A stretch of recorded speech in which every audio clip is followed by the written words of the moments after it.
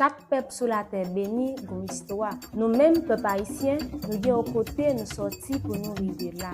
Racinam, c'est une émission qui pourra apprendre à nous connaître, qui côté où sorti. Chaque site touristique, historique et mystique, il y a une histoire pa yo. C'est pour ça, à travers Racinam, ou pourra le connaître, qui ça qui cache derrière do yo. Abonnez la chaîne YouTube Bel Haïti pour pas rater rien. Ou ka toujours encourager nous travail plus toujours.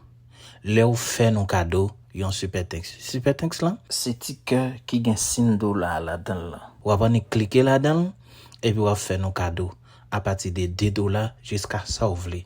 Merci pour encouragement.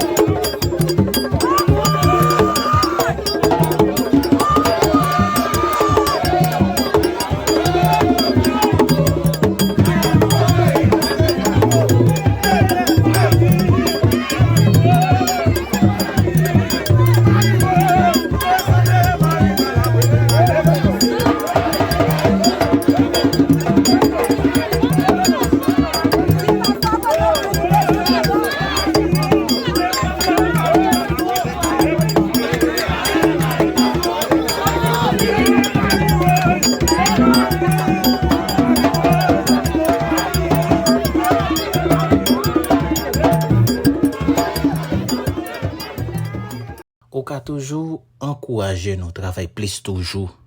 Là où fait nos cadeaux, yon super thanks. Super thanks là, c'est petit cœur qui gagne $5 là-dedans là. Ou après ni cliquer là-dedans et puis on faire nos cadeaux à partir de $2 jusqu'à ça vous voulez. Merci pour encouragement. Chaque peuple sur la terre béni une histoire. Nous-mêmes, peuple haïtien, nous sommes aux côtés, nous sortis pour nous arriver là. Racinam, c'est une émission qui pourra apprendre nous connaître, qui côté où sorti. Chaque site touristique, historique et mystique, il y a une histoire pa yo. C'est pour ça, à travers Racinam, ou pourra le connaître, qui ça qui caché derrière do yo. Abonnez la chaîne YouTube Bel Haïti pour ne pas rater rien.